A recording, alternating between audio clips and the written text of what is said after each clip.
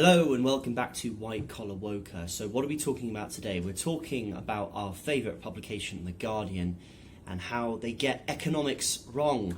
I will link the article I'm speaking about, but it's this one here by a chap called Phillip Inman. I don't know much about Phillip, I will be honest, but I've read his article and I've read his opinion piece, and I'm here to point out, I don't know if Phillip is an economist. I really hope he isn't, because he obviously did Economics 101, but he hasn't done Economics 102. So let's get into it. Basically, in the article, he's saying that you're not going to get inflation unless wages rise. Now, Phillip has a point, because there is something called wage push inflation, which is partly what happened in the 1980s, where if workers get higher and higher wages because the economy is booming, then that will push up the demand for goods and services, and so the prices will rise.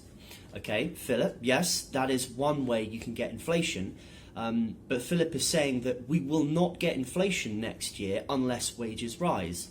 Sorry, Phillip, that's just not true, because there is something else.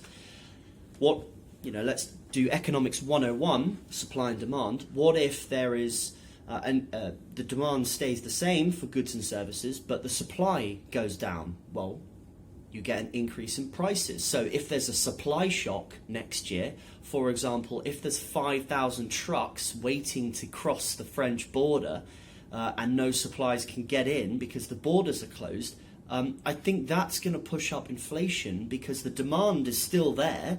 Even in a massive economic downturn, there's still demand, but if there's no supply, prices are going to go up. Really sorry, Phillip.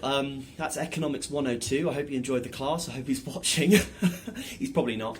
Anyway, it just goes to show that the Guardian really needs to be careful. Millions of people read The Guardian every year, and it's such an influential paper for that sort of left-wing, middle-class reader.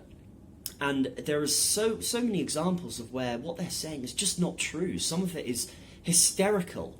And that's a prime example of the fact that this guy, Phillip, just is talking economic.